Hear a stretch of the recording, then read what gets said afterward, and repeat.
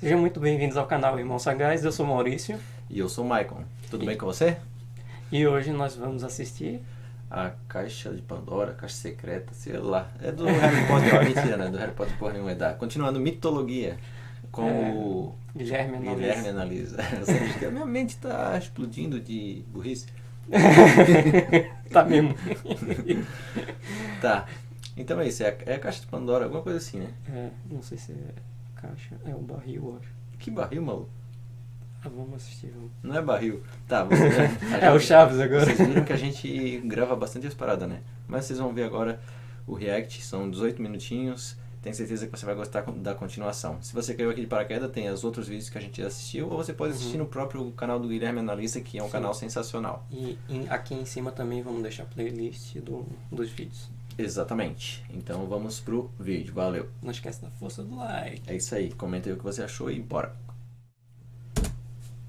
Fala, Guilherme. Analisa. Você sabe que os povos antigos eram machistas quando eles escrevem uma história onde a pior punição para a humanidade é a criação da mulher.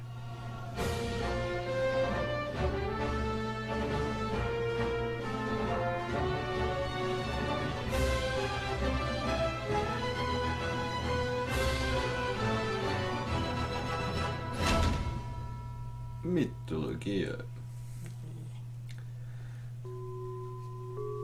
Ô, peladão aí, que é Durante isso? o reinado de Cronos, o pai de Zeus, havia um deus titã chamado Iápeto, que por sua vez teve dois filhos que são muito importantes para essa história: Prometeu e Epimeteu. E se você tem mais de 12 lá anos ele. e você riu dos nomes deles, você devia ter vergonha. É o quê? Peraí. É o quê? Tem mais de 12 anos e você riu dos nomes. Prometeu Peraí. e Epimeteu. Presta E se atenção que você ele tem mais de 12 anos e você riu dos nomes deles, você devia ter vergonha. A relevância desses dois personagens vem do fato de que eles criaram os primeiros seres vivos. No caso, Epimeteu ficou responsável por criar os animais, enquanto Prometeu criou o homem. E quando eu digo homem, é literalmente, só tinha homem, festa da salsicha total. De qualquer maneira, a humanidade tinha uma vida tranquila, sem guerras, sem doenças e com comida em abundância. E como eles não morriam de velhice, não havia necessidade de reprodução. O que não significa que a vida deles era perfeita. Porque Zeus, com seu complexo de superioridade, não permitia que os humanos se desenvolvessem. Eles não tinham nem acesso ao fogo. E isso deixava Prometeu muito triste, porque ele realmente amava a sua criação. Ele queria ver o progresso da humanidade. Mas Zeus deixou estritamente proibido que qualquer um entregasse o fogo aos homens. E você pode interpretar isso como uma metáfora. Porque enquanto os animais eram dotados de força, velocidade, asas, garras, o homem não tinha nenhuma habilidade que realmente o tornasse especial. E por isso Prometeu, que sempre desejou o melhor para a humanidade, queria que eles tivessem o dom mais importante de todos: a inteligência. Sendo representado nessa história pelo fogo. Então o Titã decidiu que, mesmo indo contra a vontade de Zeus, ele iria presentear a sua criação com o que ela mais precisava. E para isso, entrou furtivamente na forja de Hefesto, roubou o fogo e entregou para o homem. Mas assim que a humanidade fez o seu primeiro churrasco, Zeus percebeu que tinha alguma coisa de errado. Aí não demorou muito para que descobrissem quem obviamente tinha feito isso. O que imediatamente provocou a mais intensa fúria do rei do Olimpo. E quem conhece ele sabe que quando o assunto é castigar, o fim de uma égua é sinistro. Então, primeiramente, Zeus foi até a forja conversar com o seu filho. Hefesto, como é que você não percebeu que Prometeu entrou aqui e roubou o fogo? Hã? Esquece, não é por isso que estou aqui. Hefesto, você vai fazer uma coisa pra mim. Eu preciso que você crie a mulher. Mulher? Que é isso? É tipo o homem, só que um pouco menor e de vez em quando sangra. Ah, que nem quando corta com a espada? É, tipo isso. Ah. Saquei, pode deixar. Calma, eu não terminei de explicar.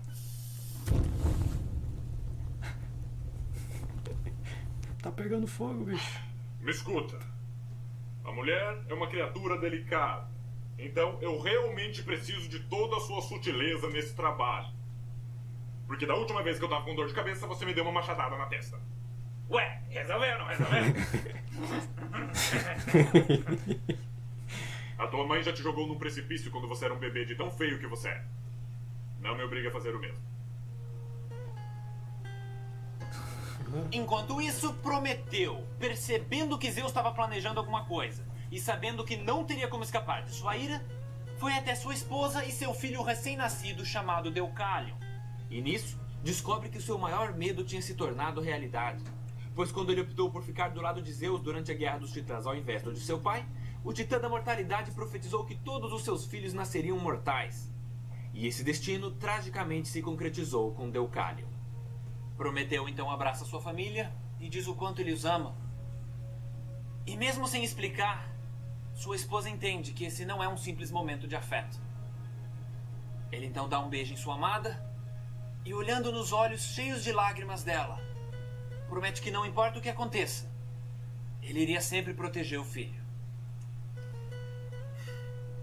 E eu tive que escolher muito bem as palavras dessa frase para não dizer que prometeu. E assim que o Criador da humanidade se afasta de sua família e sai do recinto, ele vê que Zeus já estava esperando do lado de fora. Terminou sua despedida? E com isso, Prometeu é levado até o alto de uma montanha e acorrentado a uma rocha. Mas obviamente o castigo não seria só isso.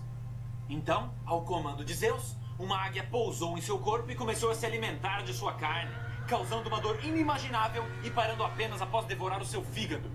A ave então vai embora e, sendo um deus imortal, o seu corpo começa a se regenerar. O que infelizmente se torna sua maldição, pois ele foi condenado a permanecer acorrentado na montanha e ser visitado pela águia todos os dias por toda a eternidade. Aí é a rocha. Aí, depois de executar o castigo, Zeus volta à forja do Olimpo para ver se a encomenda dele já estava pronta.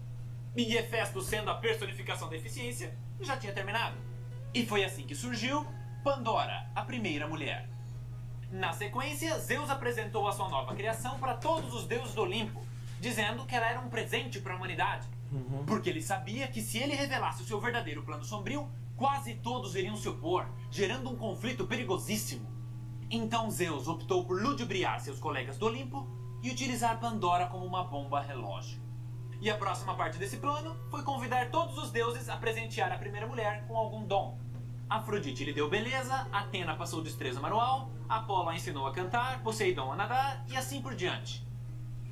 Até que chegou a vez de Hera, pois ela era cúmplice de Zeus. E se Pandora era uma bomba, a rainha do Olimpo estava prestes a acender o pavio. Porque o dom que ela entregou de presente foi a curiosidade. Na sequência, Zeus dá um passo à frente e diz que em troca de todas as oferendas que ela recebeu, Pandora teria que provar sua confiança. E com isso, o rei do Olimpo lhe entrega uma caixa.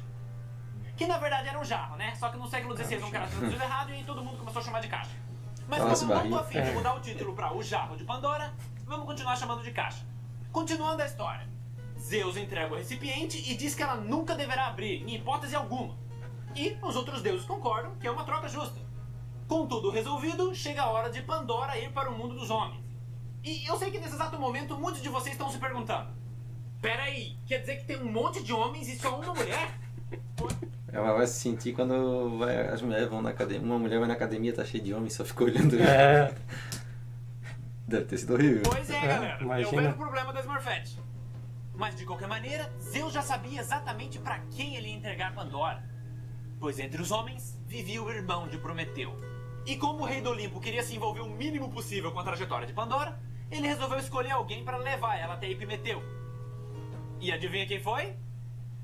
Hermes, o motoboy do Olimpo. Fala aí, truta, tudo certo? Seguinte, meu velho disse que tu é firmeza, mano, tu é parça. E como ele ficou sabendo que você tá solteiro, meio na seca, ele quis fazer um agrado pra você, tá ligado? E fica sussa que eu sei como é que é. Eu mesmo já tô subindo pelas paredes, velho. E pior que conta lá, eu consigo mesmo. Bom, a Pandora já tá chegando. E cá entre nós, ela é mó gatinha, velho. Pô, meu pai podia ter dado ela pra mim, né? Ah, mó cuzão. Então ela entra no recinto e, percebendo todos os seus atributos, Epimeteu imediatamente se apaixona. Eles então se casam e começam uma vida felizes juntos. Porém, sempre com a caixa ao lado.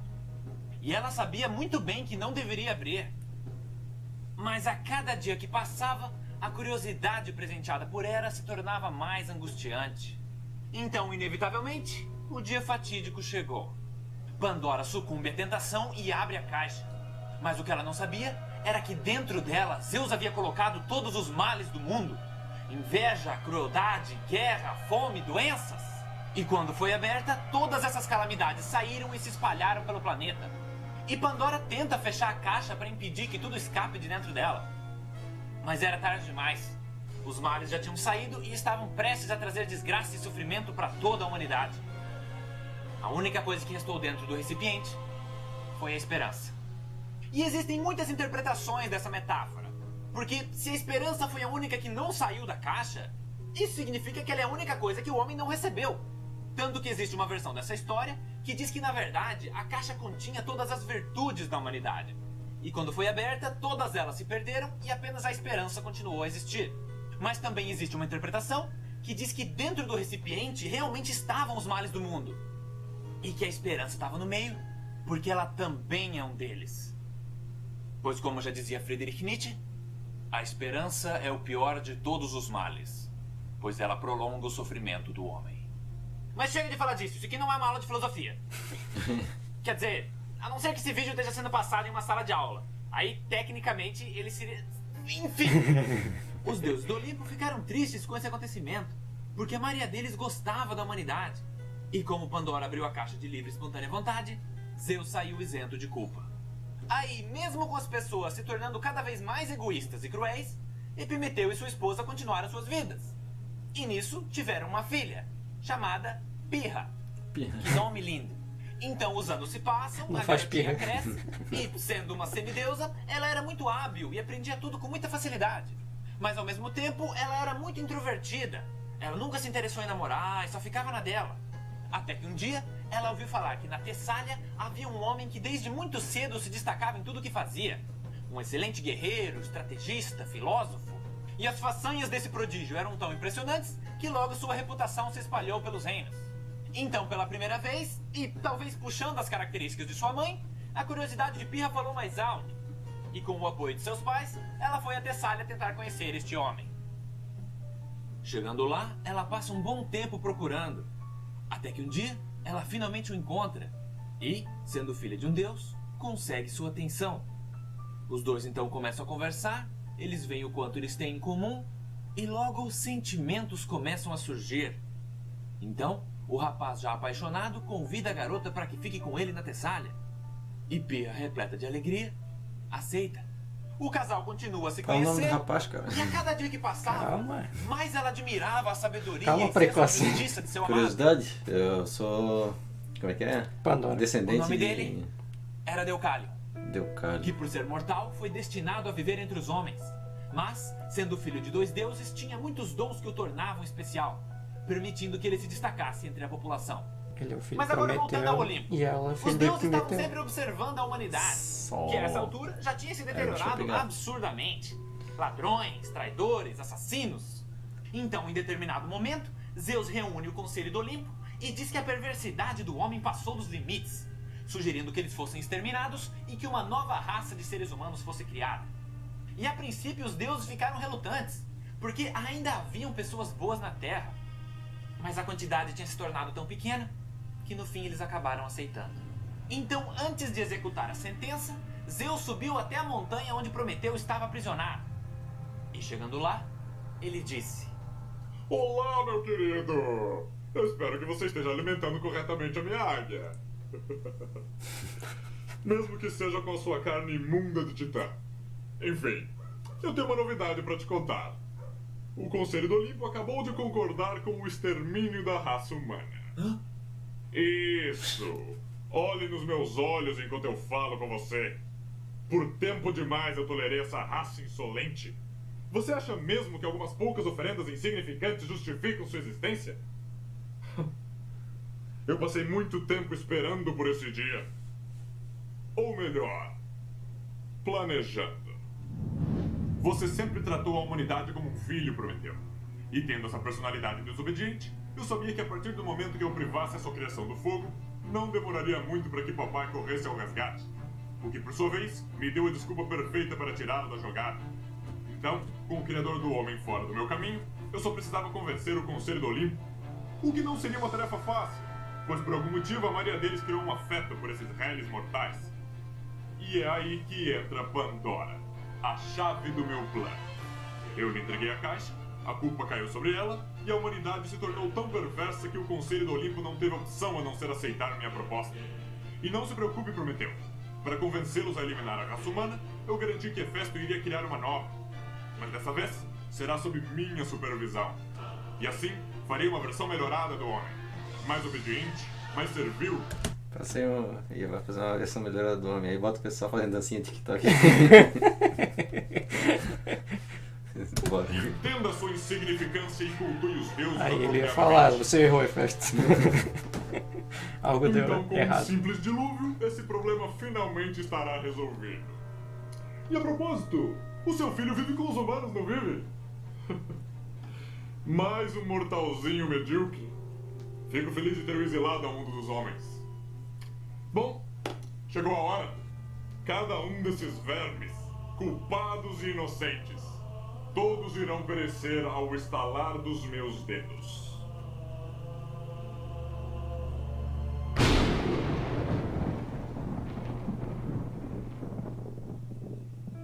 Mas o que Zeus não sabia era que Prometeu tinha o dom da profecia, fazendo com que ele recebesse visões de qualquer mal que pudesse acontecer com seus descendentes e também permitindo que ele se comunicasse profeticamente com eles. Então, antes mesmo que as nuvens de tempestade começassem a se formar, Prometeu secretamente enviou uma mensagem divina para seu filho.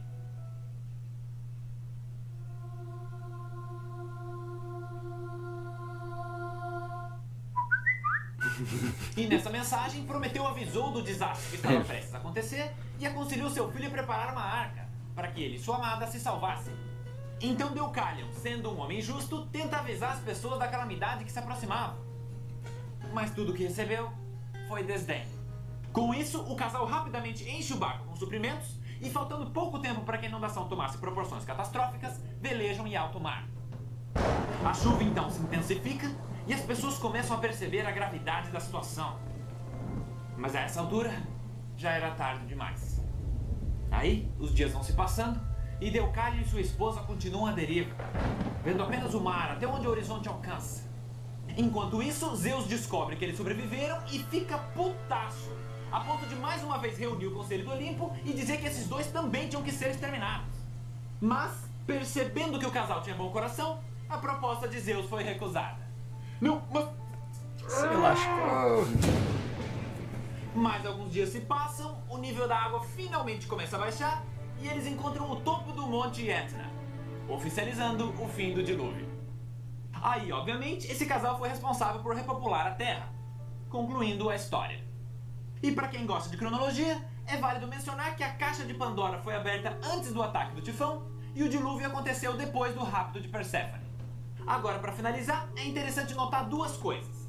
A primeira é que dá para traçar um paralelo entre essa história e alguns eventos da religião cristã, como por exemplo o dilúvio, onde apenas uma família se salva em uma arca, Pandora, que assim como Eva foi a primeira mulher e sucumbiu à tentação desobedecendo a ordem de uma entidade superior, e se você forçar um pouquinho a barra, dá até para dizer que Prometeu foi uma divindade que por amor se sacrificou pela humanidade, sendo no final preso e condenado. E a segunda coisa que é interessante perceber é que nem sempre os deuses do Olimpo estavam de acordo. Na verdade, tem rivalidades ferrenhas entre alguns deles, sendo que uma das maiores surgiu em uma competição entre tio e sobrinha. Mas essa história eu conto no próximo Mitologia. Até mais! E aí o couro vai pegar, o bicho vai pegar. Briga de família no Natal. É. Lembrou como é que é o período de política. E aí galera, gostaram do período de política? Não, gostaram da caixa de Pandora? Foi bem interessante, eu não conhecia e eu achei bem legal. Sim, tem muita semelhança com Exatamente. a Arca de Noé. Exatamente. Eu ia até falar que o Deucalion ali, o apelido dele era Noé. Comenta aí o que você achou e deixa aquela curtida se você não curtiu. Uhum. E até o próximo vídeo. Tem alguma coisa pra falar? Tem, deixamos o link do vídeo na descrição. No começo também a gente deixou a playlist aqui. Exatamente. E quem puder lá dar uma força no canal do Guilherme, é isso aí. Então aquele abraço e até o próximo vídeo. Valeu! Tchau.